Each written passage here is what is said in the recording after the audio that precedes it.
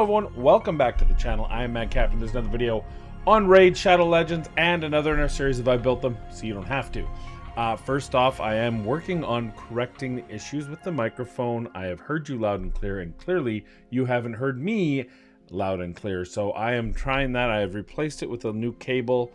You can't see that, it's actually invisible, but I knotted the cable here to relieve stress so it doesn't stress on the actual piece here. The piece has a nice little arc. By the way, that's things you do to, if you ensure, see if this gets pulled, it actually, you can't see it, so it doesn't matter. But I've also changed some of the settings on the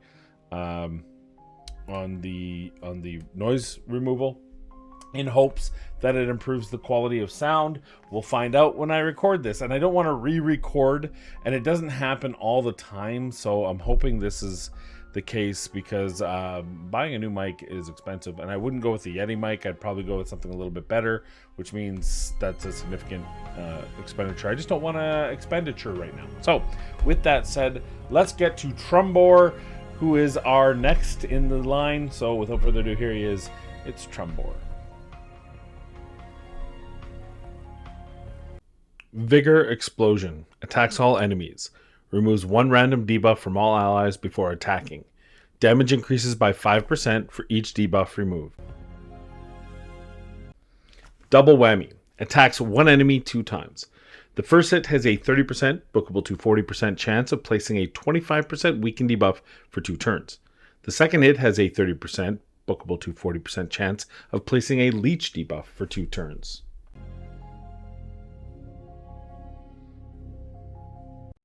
Wall of Muscle. Places a 50% ally protection buff on all allies except this champion for 2 turns. Places a 60% increased defense buff on this champion for 2 turns. Shrug Off. Passive. Whenever this champion is attacked, has a 20%, bookable to 40% chance of decreasing the duration of all debuffs on this champion by 1 turn.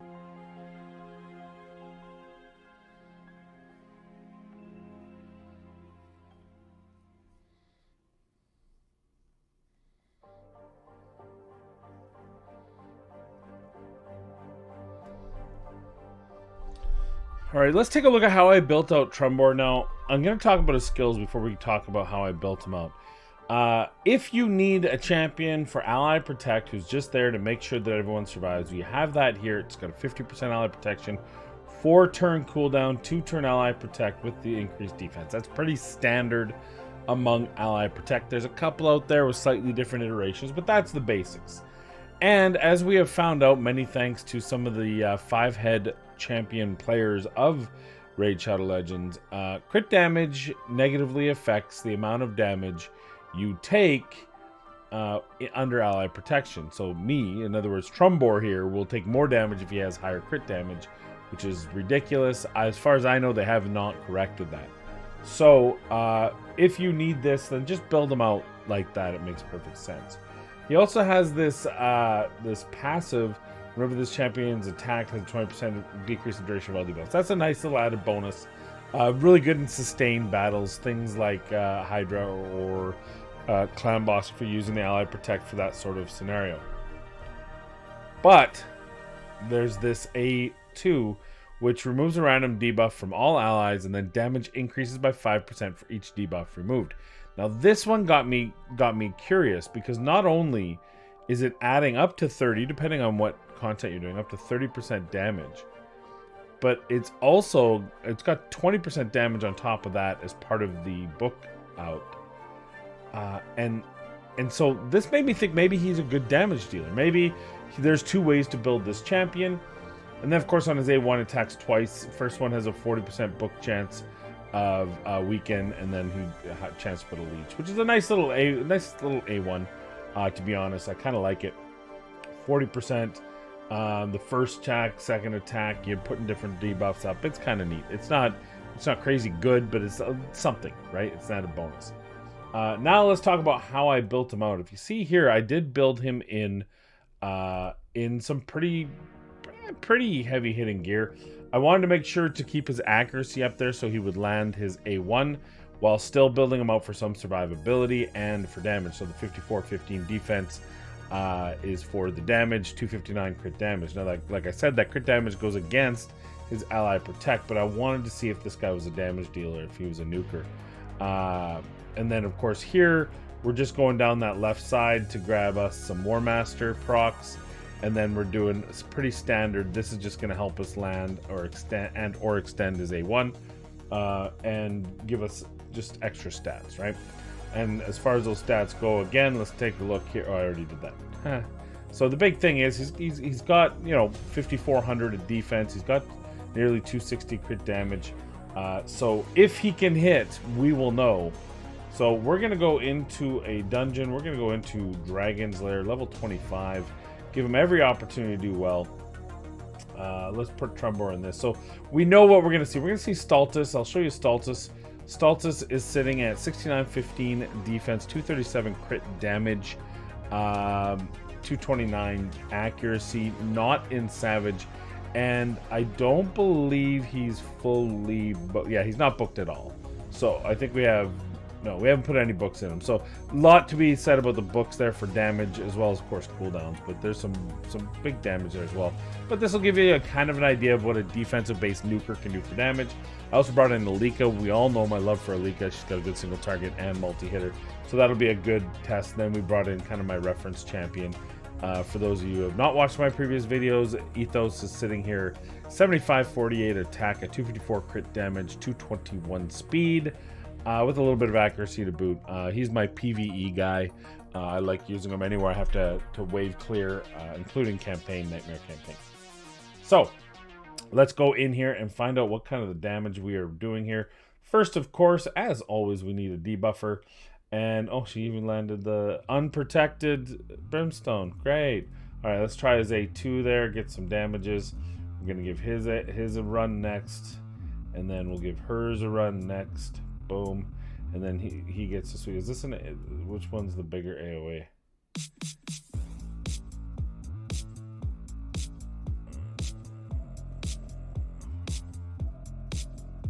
Yeah, he puts in a self-increased defense.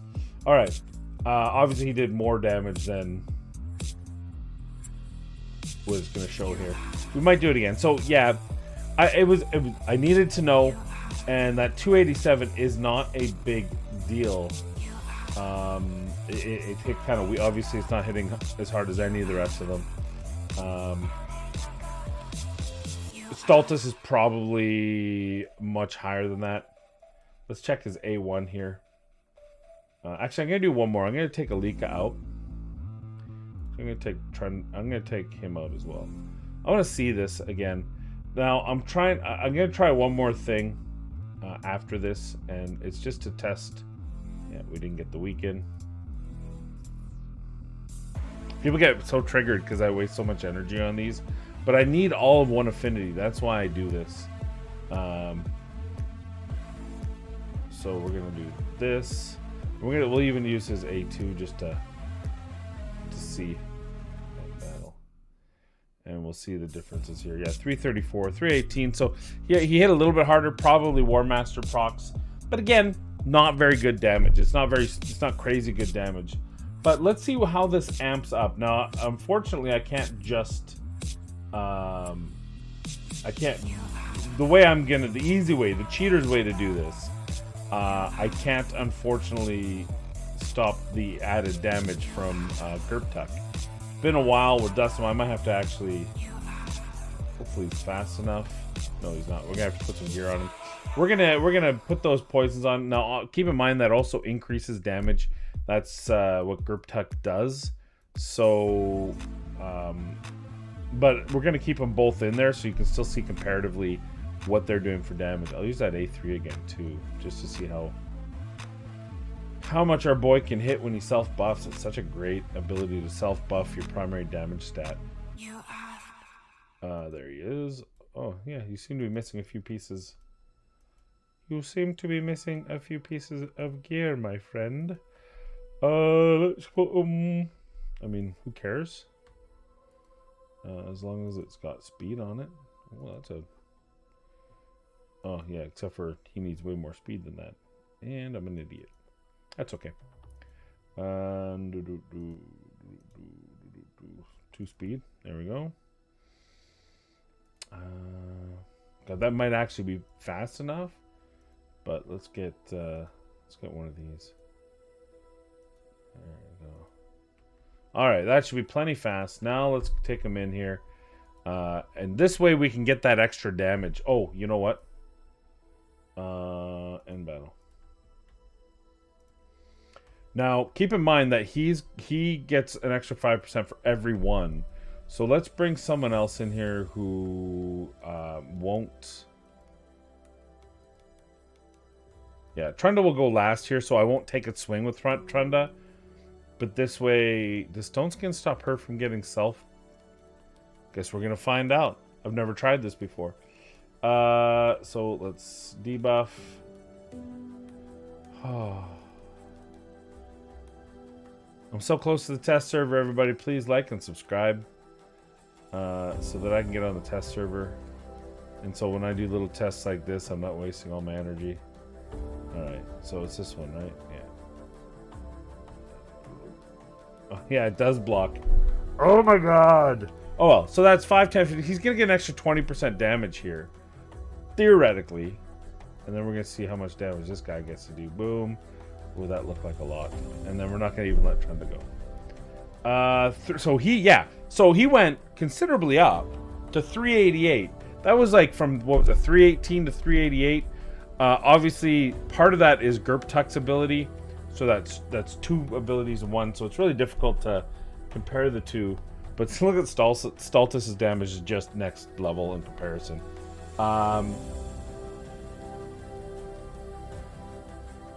So now that we've got that out of the way, he's not a damage dealer. This is like Gerptuk. I don't know if you guys don't remember Gerptuk's kit here. Gerptuk adds damage with the poisons. So I believe it's each poison's 5%. Oh, it's 2. It's this right here. Allies under poison debuffs inflict 7.5% more for each poison debuff on them, stacking up to a maximum of 30. This damage increase applies to all of their skills.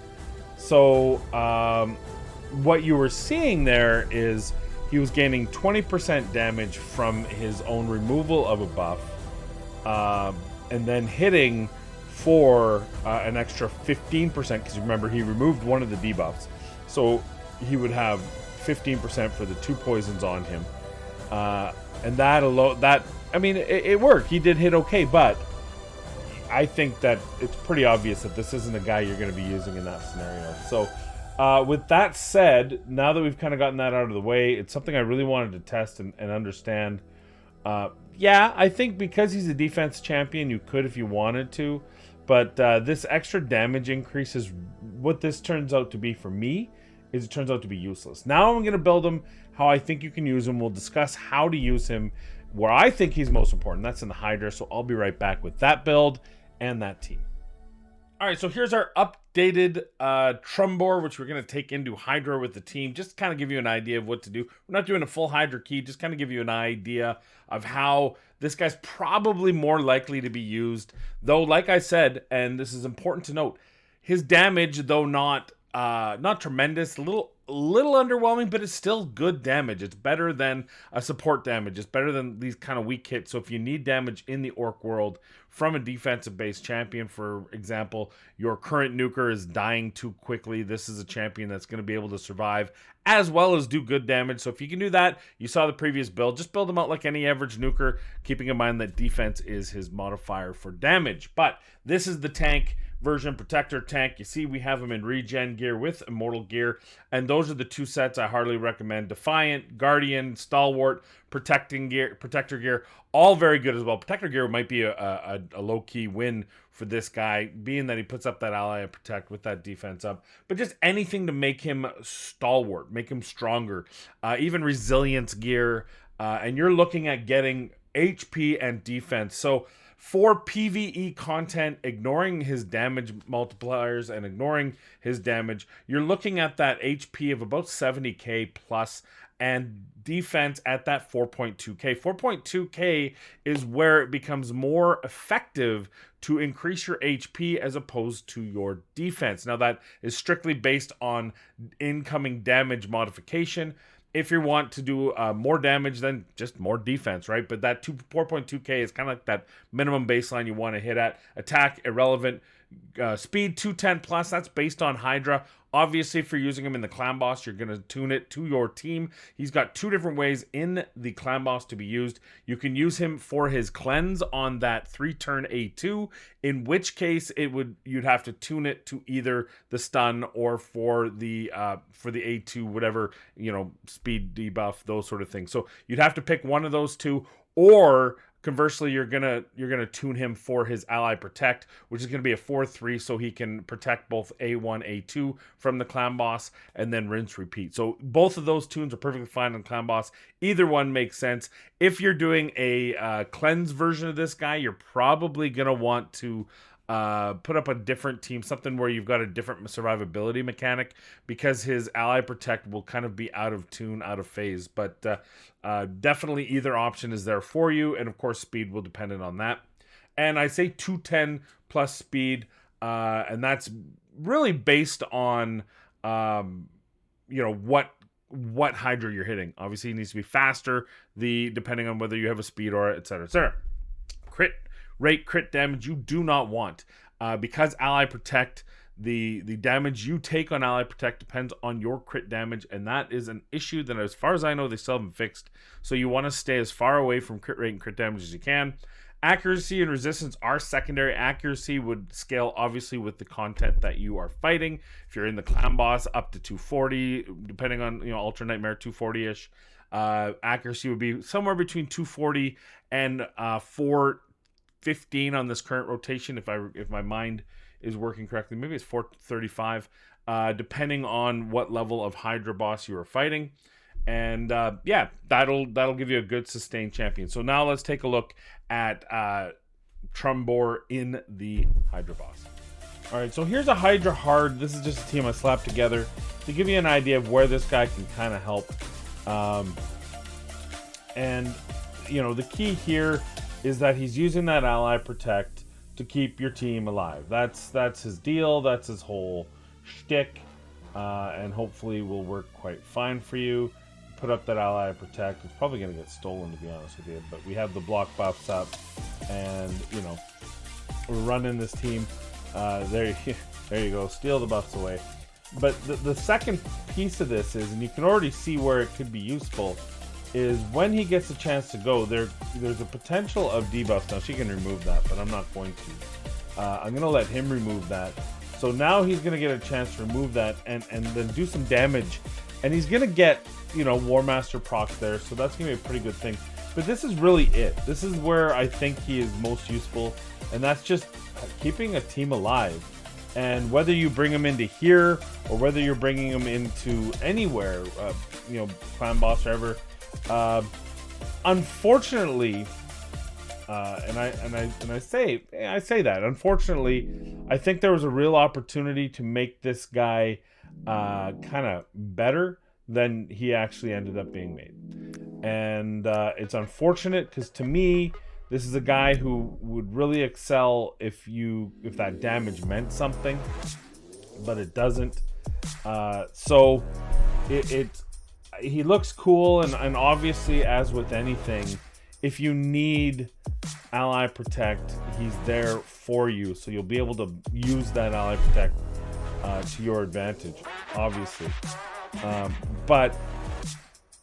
And hey, he puts up a weaken and a leech, allows you to do some more damage here on the edges.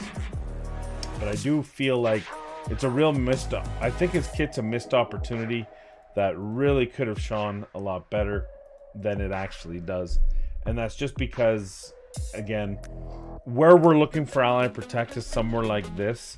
He doesn't put any additional buffs on himself, so he's not there. He's not doing anything for, for targeting of the head of mischief. Sorry, which is unfortunate, obviously. And like here, we're gonna lose buffs, and that's always a shame. But let's see. But he is going to mitigate a lot of that damage coming in, which is, I mean, that's absolutely what you want, right? So, and you see, it actually targets him by random. So, you know, as you can see, obviously the rest of the team's keeping pretty much alive. He's able to take in on that damage and help the team survive. It's not sexy or sleek or anything special, but just the fact that he can do that with some extra damage. Maybe you want to. I'm always scared to crit cap because of the whole piece of how this guy. How Ally Protect works compared to how it should work. It only steals up to 2. That's interesting that it didn't steal the 1 I needed. But that's okay. So, you know, you put him in some regen, you get him through. I'm not going to keep going through this any further. I don't think you need to see any more to understand what you're going to do with this guy. It's not sexy. It's effective. It's a means to an end. But I don't know. I think. Well, we'll go to final thoughts, and I'll tell you what I think. My final thoughts on TRUMBORR. I'm really confused. I'm really confused by this champion. I feel like he's not built correctly. I feel like he's not put together correctly, or I'm not getting it. He's got this ability, which booked is a 40% chance of decreasing the duration of all debuffs on this champion. But it's so situational. If he has debuffs on him, what if he doesn't have debuffs on him? Who knows? And it's only a 40% chance, so it's not like it's a big deal. I feel like this should have some way of taking a debuff from each of your allies and placing it on him, and then whenever he's attacked, he gets a 40% chance of it decreasing the duration. I think that would be cool. I think something like that. Also, the fact that this seems to want to do damage, and it does good damage. It doesn't do amazing damage, but when you consider the fact that TRUMBORR is a defensive-based champion, he's an epic, he's fairly accessible, he's a Spirit Affinity, and I was still able to get, you know, 388 damage with Gerptuck's extra 15% passive. That's still a reasonable amount. Even without that, he's still hitting 350 AoE damage, which is not bad. It's not great. It's not in wave clear territory. I think you have to get north of 400 on those level 25 stages to kind of be in the ballpark. And obviously, you know, Stultus, who's a legendary, to be fair, in very good gear, to be fair. But he just blew him out of the water in the damage ability. So, you know, it's disappointing. I feel like I want him to be a damage dealer. I don't want the Ally Protect. I want this to be something else, like increased defense of all allies and continuous heal, or hits all, you know, maybe a heal based on damage or something, and just make this guy a defensive based damage dealer. With a weaken a leech on the A1, because this, to me, these don't seem to feel good together. That said, as the kit stands, it's actually a pretty decent kit in Hydra, probably hard, maybe brutal level, because you're getting Ally Protect, you put him in regen gear, you ignore the fact that he might be able to do damage, you give him War Master, and he's adding buffs, he's putting leech, he's Ally Protect, increased defense, he's got a chance of decreasing buffs on himself and the whole team every third turn. It's not my first option, not even my second option of this kit, but it is an option, and I think for that respect he's okay. Unfortunately, I can't really, other than his look, which is amazing, I can't really say he's more than okay. So my thought is, very situationally, he might be a build for you. Let's go into reviews here. People love him a lot more than I do. I gotta be honest with you. But that's not a shock. I see this all the time. I would say Faction Wars is going to be a solid 4. Demon Lord, I would say a 4 because of the Ally Protect. The ability to put the Leech and the Weaken is a good thing too. The removal of a debuff every third round you can use specifically with proper tuning. So that's really good. Actually, you know what? With that, I'm going to give him a 5 because you can tune this guy properly to cleanse the A2 if it's like a speed debuff, or to cleanse a stun if you need to, depending on that. Now keep in mind that that doesn't also work with running a 4-3 to make his Ally Protect work on both AoEs. So you're going to have to pick one of those, so it's a little bit ticky-tacky, but overall I think it's a really good opportunity to have a full complete kit on the Demon Lord. Campaign, I don't understand it. Yeah, he hits hard, but there's better campaign. He's only got one AoE ability. Dragon's Lair, why? What does he do in the Dragon's Lair? I'll give him a 3. Minotaur's Labyrinth, like, why? Arena Defense, sorry, Ally Protect, ability to remove debuffs from yourself. He's a defense-based champion, and everything mitigates defense. I'll give him a 3. Magic Keep, he's a Spirit Affinity. I don't even know how he has that number. Spirit Keep, I mean, you wouldn't need him. Hydra, I would say a solid 4. Arena Offense, 2. Iron Twins, there might be some good with the Iron Twins. Sand Devil's Necropolis, I don't see, I mean, other than just damage mitigation. Ice Golem's Peak, sure. Force Keep, well, he has strong affinity and can hit okay. He's got nothing to do with the Fire Knight's Castle, nothing to do with the Spider Den, and there. So I don't know what, I actually believe that Plarium is going in and doing that to make their new champions look better. So those are my thoughts on him. He's okay. He's someone that you might need. Probably if you're mid-game, end-game, you're probably not going to use him. But if you have specific needs for Ally Protect, if you have a specific need for a 3-turn cooldown on a cleanse for the clan boss, be a knight, this could be a cool option. Be a neat little option for you.